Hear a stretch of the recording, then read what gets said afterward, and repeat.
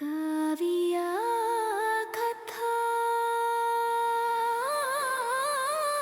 अमृत। कार्तिक कृष्ण पक्ष की त्रयोदशी तिथि के दिन धनतेरस का पर्व पूरी श्रद्धा व विश्वास के साथ मनाया जाता है। धनवंतरी के अलावा इस दिन देवी लक्ष्मी, यमराज और धन के देवता कुबेर की भी पूजा करने की मान्यता है। धनतेरस का हिंदू धर्म में बहुत खास महत्व है।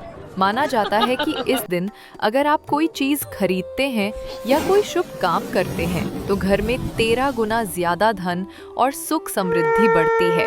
बोलिए लक्ष्मी माता की, बोलिए गणेश जी महाराज की। चलिए आज हम इस कहानी को सुनते हैं। कहा जाता है कि एक समय भगवान विष्णु मृत्यु लोक में विचरण करने के लिए आ रहे थे। तब लक्ष्मी जी ने भी उनसे साथ चलने का आग्रह किया। तब विष्णु जी ने कहा कि यदि मैं जो बात कहूं आप अगर वैसा ही मानो तो फिर मेरे साथ चलो। उस समय लक्ष्मी जी उनकी बात मान गई और भगवान विष्णु के साथ धरती पर आ गई। कुछ देर बाद एक जगह पर पहुंचकर भगवान विष्णु ने लक्ष्मी जी से कहा कि जब तक मैं ना आऊं आप यहीं पर रुकना, और हाँ, मैं दक्षिण दिशा की ओर जा रहा हूं, आप उधर बिल्कुल मत आना। विष्णु जी के जाने पर लक्ष्मी के मन में कौतूहल जागा कि आखिर दक्षिण दिशा में ऐसा क्या रहस्य है जो मुझे मना किया गया है और भगवान स्वयं चले गए। लक्ष्मी जी से रहा ना गया और जैसे ही भगवान आगे बढ़े लक्ष्मी भी पीछे पीछे चल पड़ी। कुछ ही आगे जाने पर उन्हें सरसों का एक खेत दिखाई दिया जिसमें खूब फूल लगे थे। सरसों की शोभा देखकर वो मंत्रमुग्ध हो गईं और फूल तोड़कर अपना श्रृंगार करने के बाद ही आगे बढ़ीं। आगे जाने पर एक गन्ने के खेत से लक्ष्मी जी गन्ने तोड़कर रस चूसने लगीं। उसी क्षण विष्णु जी आए और ये देख लक्ष्मी जी पर नाराज होकर उन्हें शाप दे दिया कि मैंने आपको इधर आने को मना किया था पर आप ना मानी और किसान की चोरी का अपराध कर बैठी। अब आप इस अपराध के जुर्म में इस किसान की 12 वर्ष तक सेवा करोगी। ऐसा कहकर भगवान उन्हें छोड़कर क्षीर सागर चले गए। तब लक्ष्मी जी उस गरीब किसान के घर रहने लगी। एक दिन लक्ष्मी जी ने उस किसान की पत्नी से कहा कि आप स्नान कर पहले मेरी बनाई गई इस देवी लक्ष्मी का पूजन करो, फिर रसोई बनाना, तब आप जो मांगोगे मिलेगा। किसान की पत्नी ने ऐसा ही किया।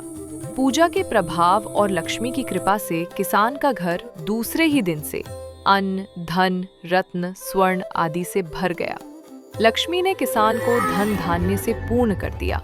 किसान के 12 वर्ष बड़े आनंद से कट गए। फिर 12 वर्ष के बाद लक्ष्मी जी जाने के लिए तैयार हुईं। विष्णु जी लक्ष्मी जी को लेने आए तो किसान ने उन्हें भेजने से इनकार कर दिया। तब भगवान ने किसान से कहा कि इन्हें कौन जाने देता है, ये तो चंचला हैं, कहीं नहीं ठहरती, इनको बड़े बड़े नहीं रोक सके। इनको मेरा शाप था, इसलिए 12 वर्ष से तुम्हारी सेवा कर रही थी। तुम्हारी 12 वर्ष सेवा का समय पूरा हो चुका है। किसान हठ पूर्वक बोला कि नहीं, अब मैं लक्ष्मी जी को नहीं जाने दूंगा। तब लक्ष्मी जी ने कहा कि हे किसान, आप मुझे रोकना चाहते हो तो जो मैं कहूँ वैसा करो। कल तेरस है, आप कल घर को लीप पोत कर स्वच्छ करना, रात्रि में घी का दीपक जलाकर रखना और सायंकाल मेरा पूजन करना और एक तांबे के कलश में रुपए भरकर मेरे लिए रखना। मैं उस कलश में निवास करूंगी, किंतु पूजा के समय मैं आपको दिखाई नहीं दूंगी। इस एक दिन की पूजा से वर्ष भर मैं तुम्हारे घर से नहीं जाऊंगी। ये कहकर वो दीपकों के प्रकाश के साथ 10 दिशाओं में फैल गईं। अगले दिन किसान ने लक्ष्मी जी के कथानुसार पूजन किया। उसका घर धन धान्य से पूर्ण हो गया। इसी वजह से हर वर्ष तेरस के दिन लक्ष्मी जी की पूजा होने लगी। बोलिए लक्ष्मी माता की, बोलिए गणेश जी महाराज की। आगे हम इसी तरह सभी त्योहार और व्रत की कहानियां सुनेंगे, वो छूट ना जाए, इसलिए हमारे चैनल को सब्सक्राइब जरूर कीजिए।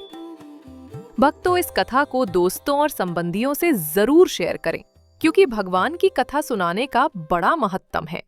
काव्या